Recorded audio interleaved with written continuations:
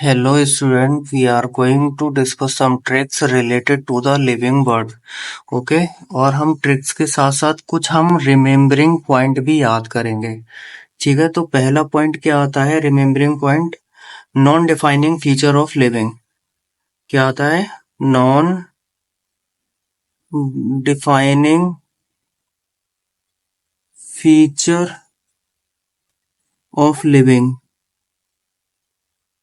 ठीक है, non defining feature of living. ठीक है, तो इसकी क्या ट्रिक होगी? NGR मीन्स नजर. क्या होता है? नजर. इसकी ट्रिक होगी नजर. N for non defining feature. Non defining feature. Okay, ठीक है. G for growth. ठीक है. R for reproduction. रिप्रोडक्शन. ठीक है, तो नॉन डिफाइनिंग फीचर लिविंग के क्या क्या होते हैं, कैसे याद करेंगे? नजर. N for non defining, G for growth, R for reproduction. मतलब ग्रोथ और रिप्रोडक्शन जो होता है वो नॉन डिफाइनिंग फीचर होते हैं लिविंग के. ठीक है, और अब हम बात करेंगे second point, defining feature. Defining feature of living. ठीक है, डिफाइनिंग फीचर ऑफ लिविंग की बात करेंगे. तो अब जब हमने नॉन डिफाइनिंग ही पता कर लिए हैं तो बाकी बचे जितने फीचर हैं वो सब डिफाइनिंग फीचर में आ जाते हैं. कैसे याद करेंगे? हम याद करने का तरीका सीख रहे हैं तो ऐसे याद कर लेंगे. Except growth and reproduction. Reproduction. ठीक है, इन दोनों को छोड़ के बाकी जितने भी फीचर हैं, remaining features are included in defining. ठीक है, तो जितने ग्रोथ और रिप्रोडक्शन को छोड़ के जितने भी फीचर होंगे वो सब डिफाइनिंग फीचर ऑफ लिविंग में होंगे. एग्जाम्पल के तौर पे मेटाबॉलिज्म. ठीक है, second example cellular organization. Cellular organization.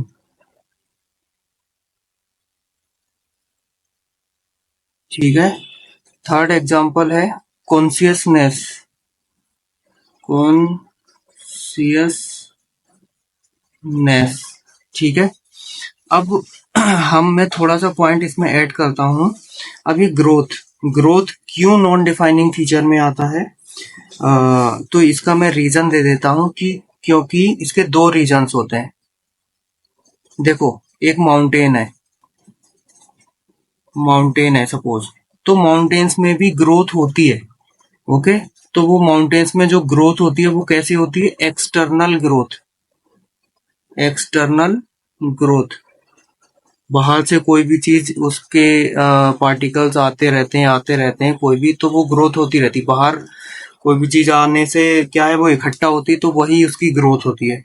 ठीक है, लेकिन इसके बाद में हम ग्रोथ बात करते हैं ह्यूमंस के अंदर. ह्यूमंस के अंदर जो ग्रोथ होती है वो इंटरनल ग्रोथ होती है. Internal growth. ठीक है, इसलिए इसे नॉन डिफाइनिंग फीचर है क्योंकि ये नॉन लिविंग के अंदर भी चल रहा है. ठीक है, इसलिए हम इसे बोल नहीं सकते कि ये डिफाइनिंग फीचर है. रिप्रोडक्शन. अब रिप्रोडक्शन की बात होगी तो रिप्रोडक्शन इसलिए है क्योंकि एग्जाम्पल में कुछ मैं पहले बताता हूँ. म्यूल्स. ठीक है, म्यूल्स. इसके बाद में क्या आता है हमारा? इनफर्टाइल. सही है, ये म्यूल्स क्या होता है? इनफर्टाइल. हालांकि म्यूल्स तो लिविंग होता है, ठीक है। अब म्यूल्स लिविंग होता है तो लेकिन ये अनफर्टाइल होता है, ठीक है। और बाकी हमारे क्या एग्जांपल्स हैं? Sterile worker bee,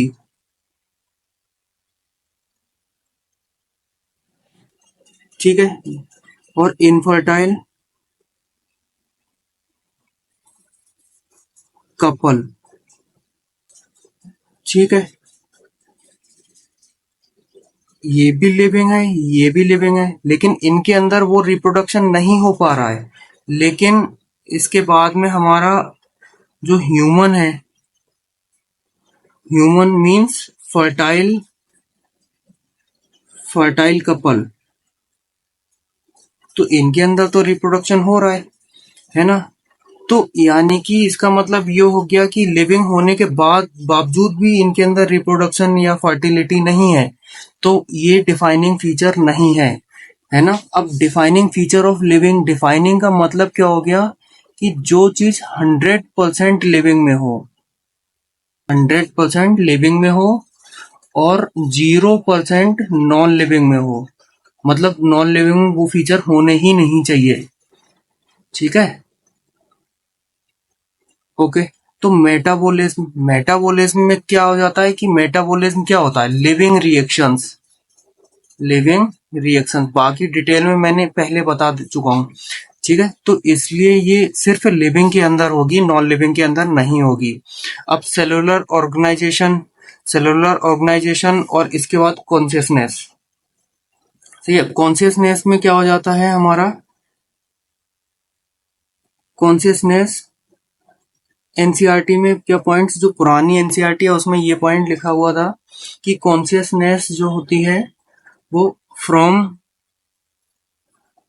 prokaryote to eukaryotes, ठीक है। मतलब प्रोकैरियोट से यूकैरियोट तक जितने भी ऑर्गेनिज्म होते हैं उन सब के अंदर कॉन्शियसनेस प्रेजेंट होती है, ठीक है। अब सेकंड थिंग, सेकंड पॉइंट क्या है कि सेल्फ कॉन्शियसनेस की बात आ गई। इसी कॉन्शियसनेस के अंदर सब टॉपिक है सेल्फ कॉन्शियसनेस, ठीक है। तो सेल्फ कॉन्शियसनेस सिर्फ ह्यूमन के अंदर पाया जाता है, इन ह्यूमंस, ठीक है। ये हमारे कुछ पॉइंट्स थे। अब एक नोट पॉइंट में आता है, एक नोट पॉइंट आप ऐड कर लो इसमें, कोमा पेशेंट, कोमा पेशेंट के बारे में कभी कभी पूछ लेते हैं क्योंकि ये पुरानी एनसीईआरटी में गिवन था, ठीक है। इसलिए मैं ये बता रहा हूँ आपको। कोमा पेशेंट को क्या बोलते हैं? ब्रेन डेड, ब्रेन डेड, ठीक है। इन पेशेंट के अंदर क्या होता है? इन पेशेंट के अंदर मतलब जो पेशेंट होते हैं, ठीक है, इनके अंदर दो केस होते हैं। इनके अंदर मेटाबॉलिज्म तो चलती होती है, मेटाबॉलिज्म अगर, ठीक है, बट नो कॉन्शियसनेस।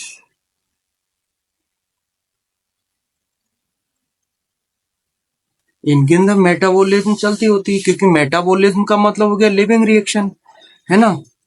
तो वो तो चलती रहेगी, लेकिन नॉन नो कॉन्शियसनेस मतलब उन्हें कुछ होश नहीं होगा, ठीक है। थर्ड पॉइंट क्या होता है कि इन्हें हार्ट और लंग की मशीनरी से रिप्लेस किया जाता है। किससे? हार्ट एंड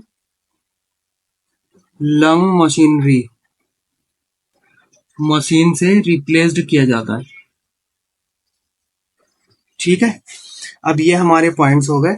अब सेकेंड पॉइंट, अब थर्ड टॉपिक क्या होता है हमारा? What is the difference,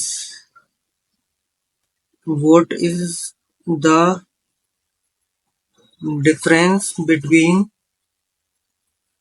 taxonomy, taxonomy and systematic ठीक है, सिस्टमेटिक और टेक्सोनोमी के बीच में डिफरेंस दिखाना है हमने। तो टेक्सोनोमी का पहले हम कॉलम बनाएंगे, टेक्सोनोमी। ठीक है, टेक्सोनोमी के क्या पॉइंट बताए थे मैंने, याद करो। First point classification, second point characterization,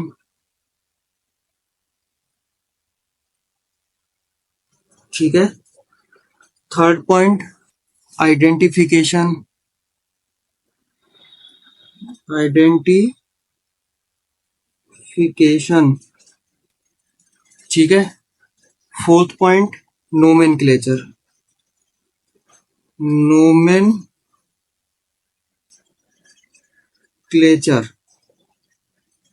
ठीक है। अब बात करते हैं systematic.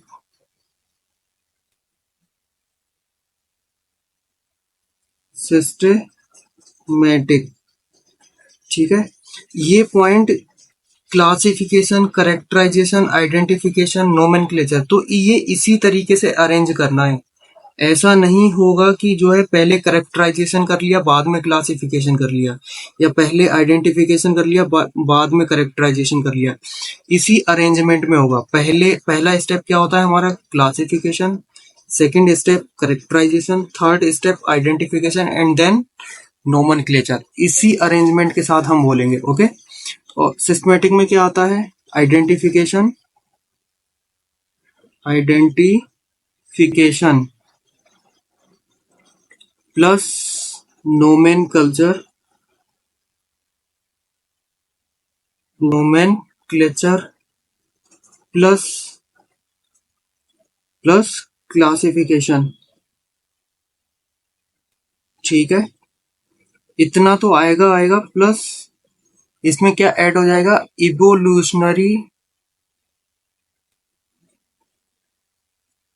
Evolutionary relation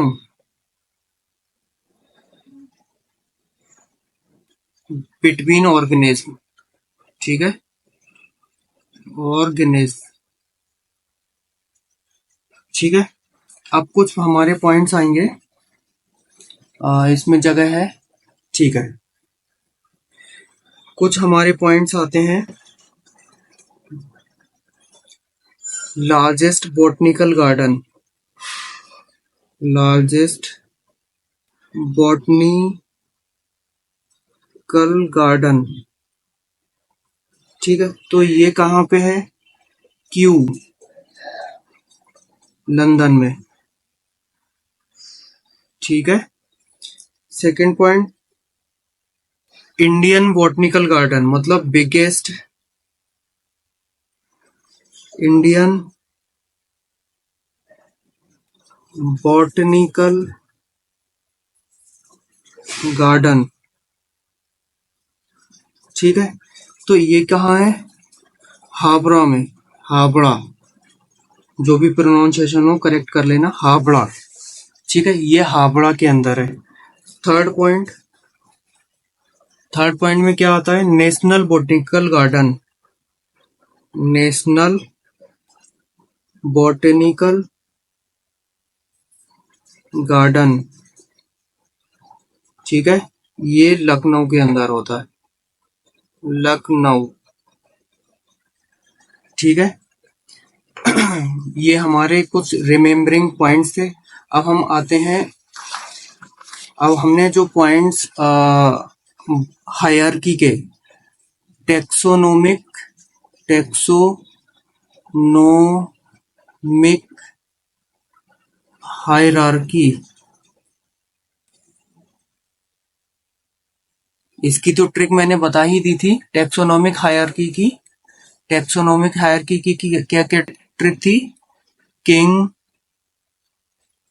play card on fat green stool, ठीक है, king for kingdom, play for phylum या फिर डिवीजन, ठीक है, card for class, on for order, fat for family, green for genus, stool for species. ठीक है, ये इसका डिसेंडिंग ऑर्डर हो गया, डिसेंडिंग ऑर्डर, और ये इसका असेंडिंग ऑर्डर हो गया, असेंडिंग ऑर्डर। बाकी कैसे याद करना है ये मैं ऑलरेडी से बता चुका हूं।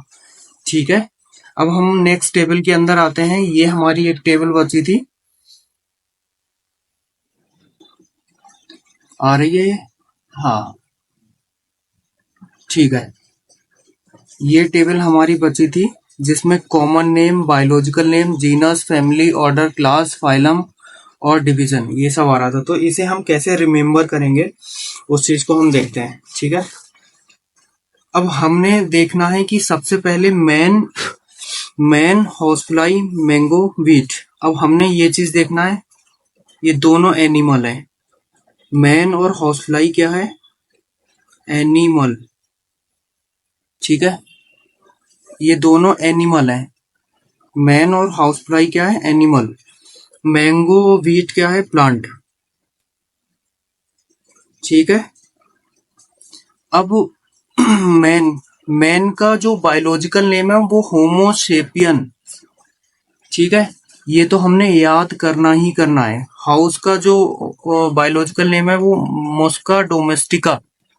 ठीक है, ये हमने याद करना है। मैंगो का मैंगीफेरा इंडिका। ठीक है, तो हमने ये याद करना है। बीट का ट्राइटिकम एस्टाइवम, ये हमने याद करना है। अब बायोलॉजिकल नेम जब हम पढ़ते हैं उसके रूल्स, तो पहला क्या होता है? जीनस। अब जीनस क्या होता है? बायोलॉजिकल नेम में जो पहला वर्ड होता है वो क्या होता है? जीनस। तो होमो ये आ गया, मस्का ये आ गया, मैंगीफेरा ये आ गया। ठीक है, ट्राइटिकम ये आ गया। तो ये भी हमें याद हो गए। मीन्स हमने ये याद करने हैं, ये हमें अपने आप याद हो गए। ठीक है, अब यहां से और फाइलम तक मैं ट्रिक बताता हूं कैसे याद करना है। ठीक है, फैमिली में होमिनिडी, प्राइमेटा, मेमेलिया, कॉर्डेटा, इसे कैसे याद करना है? हमारे हमारे प्यारे मंटू चाचा।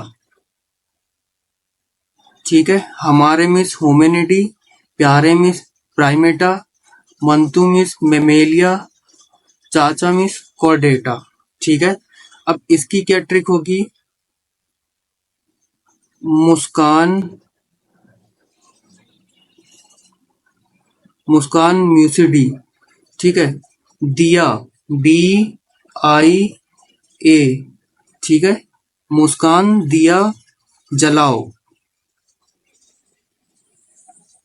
ये हमारा अलग से हो जाएगा।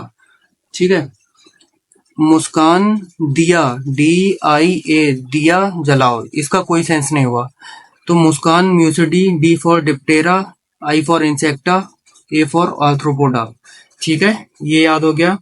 इसके बाद में हमारा मैंगो पे आते हैं। अब मैंगो पे आएंगे तो अन्ना, अन्ना जो साउथ में बोलते हैं अन्ना भाई को। ठीक है, अन्ना सांप देखो